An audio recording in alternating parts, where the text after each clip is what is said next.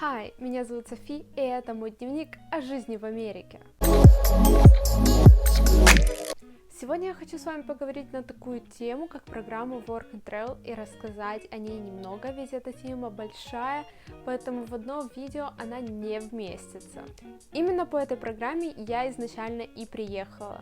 Чтобы участвовать в этой программе, вы должны быть студентом университета очной формы обучения, и вам должно быть от 18 до 23 лет. В некоторых странах можно быть и до 25 лет. А также вам нужно полностью свободное лето и возможность уехать в Америку уже в начале или в середине мая. Эта программа очень похожа на обмен студентами, но вот только Америка своих студентов не отправляет, а другие страны отправляют. Есть два огромных плюса в участии в этой программе. Первый – это вы работаете и зарабатываете деньги, много денег. И второй – это вы изучаете английский и путешествуете по Америке. Но вот есть один маленький минус. Вы будете работать не в крупных городах, а в летних курортных городах, которые популярны лишь летом. Лично в моей стране, в Украине, программа длится с начала мая, с середины мая и до 31 августа. Но после 31 августа у вас есть еще легально месяц нахождения для путешествий в Америке, потому что многие студенты не успевают путешествовать из-за работы, поэтому Америка дает такую возможность, как 1 месяц. Стоимость программы лично в моем случае была $1600 плюс 900 билеты, также на первое время от $1000, плюс это входит туда и оплата за жилье в эти $1000, и 160 это податься в консульство на получение визы. Сразу скажу вам, забегая наперед, за первые 2 недели вы отобьете стоимость вашей программы, находясь в Америке и работая там. Итак, давайте же поговорим о том, какая работа вам предстоит по этой программе. Это летняя работа, такая как спасатель, официант, продавец мороженого, продавец в сувенирном магазине или магазине, где есть все, как я была. Также есть уборщики номеров, Dunkin' Donuts, есть те, которые работают в Макдональдс, а есть те, которые мороженое продают. Это не самая высокооплачиваемая работа, но за счет того, что студентов не хватает каждым летом, всегда найдется вторая работа, или же вам будут давать достаточно времени на первой работе, как это было у меня. Я работала в магазине под названием Sensations. Это магазин, где продается абсолютно все. Одежда, сувениры, всякая еда, полотенца, игрушки, все, что можно, продается именно там. Это очень популярный магазин был в моем городе под названием Ocean City, штат Мэриленд. Просто шикарный город, где все закрывается в 8 часов вечера. Есть одна сплошная улица, вот как вы можете увидеть, как выглядит этот город. С одной стороны жилые дома и магазины, с другой стороны улицы отели, потому что океан.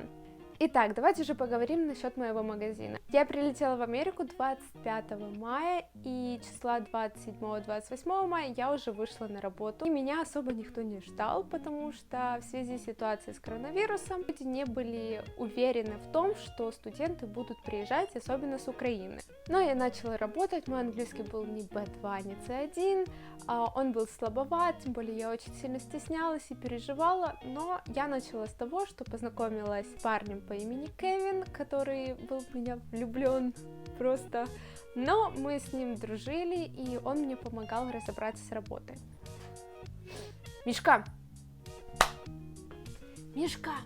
Самое первое было это то, что я складывала вещи и разносила их по магазину, а также клеила ценники. Людей тогда было не так много, поэтому я могла, в принципе, не заморачиваться с работой и не спешить, потому что я спешила, они видели, что я могу делать много и давали мне много всего. Также в моем магазине был очень классный зам администратора, это Энджела, мальчик, который чувствует себя девочкой. Я его просто обожаю, он был моим best friend, он был моей лучшей подружкой, и я с ним до сих пор продолжаю общаться. Благодаря ему очень много вещей я брала не со скидкой 50%, а со скидкой 100%, то есть абсолютно бесплатно. Моим самым главным менеджером в магазине была девушка, ее звали Патриша, ее так и зовут.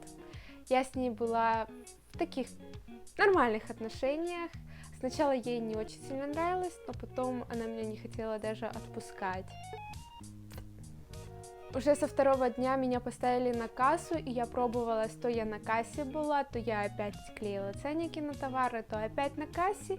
И вот так вот вперемешку, и стала я стоять просто постоянно на кассе. Работала я 6 дней в неделю по 10, 11, 12 часов, поэтому мне не было необходимости искать вторую работу. А сейчас я вам расскажу про то, как работает овертайм в Америке. За час я получала 13,5 или 14 долларов, а за овертайм в час я получала около 19-20 долларов. То есть я должна была работать в неделю 40 часов. Я в неделю работала около 80 часов. Зарплату я получала один раз в 2 недели, соответственно, у меня выходило больше 120 часов, и моя зарплата была больше 2000 в 2 недели. Как я вам уже сказала ранее, вы можете отбить свою программу просто-напросто за 2 недели работы в Америке. Давайте поговорим насчет жилья, ведь жилье в Оушен-Сити была очень сложная тема. Мой работодатель не предлагал мне жилья, поэтому мне пришлось искать отдельно, где я могу жить. Так как у меня был и есть мой парень, то я хотела с ним жить, а не где-то там, и я хотела, чтобы была комната на 2 человека. В таких программах обычно есть комнаты только на 4 человека. Мы нашли эту комнату, и она стоила нам за все лето, за сезон, 2500 с человека, соответственно, это стоило 5000. Но все было бы хорошо, если бы мы оплатили это за все 3 месяца постепенно. У нас же хотели сделать так, чтобы мы оплатили это все за месяц, 1,5 месяца. Выходило так, что я не успевала получать зарплату, а мне надо было платить за жилье. Зарплата раз в 2 недели, а за жилье надо платить каждую неделю. Реально было очень сложно. Поэтому, ребят, если ваш работодатель предлагает вам жилье бесплатно, или за 100 долларов в неделю, или за 200, просто берите это, потому что я платила за сначала 200 долларов в неделю, потом 300, 400, 450, ну то есть деньги уходили просто вшт. Поэтому мне пришлось переехать с моим парнем туда, где работал он. Но это уже будет другая история, потому что это другая работа, другое жилье, соответственно, другая тема. И как раз таки я вам расскажу, как можно поменять работу, работая по Work and Travel, если вам не нравится первая работа, или вы хотите просто поменять работу, потому что зарплата не устраивает, люди не устраивают, время не устраивает. Но скажу вам так, на самом деле меня все устраивало на первой работе, кроме того, что я работала по 11-12 часов. У меня был один выходной, и мне даже не хотели давать половинку дня. А также в следующем видео я хочу с вами поговорить о процессе подачи от А до Я, как все это происходило, все эти документы, что надо, что не надо, как искать работу, как правильно ее выбрать и тому подобное. Ну, а с вами была я, Сонечка. Всех люблю, всех целую, пока! А еще вот этот молодой человек мне мешал.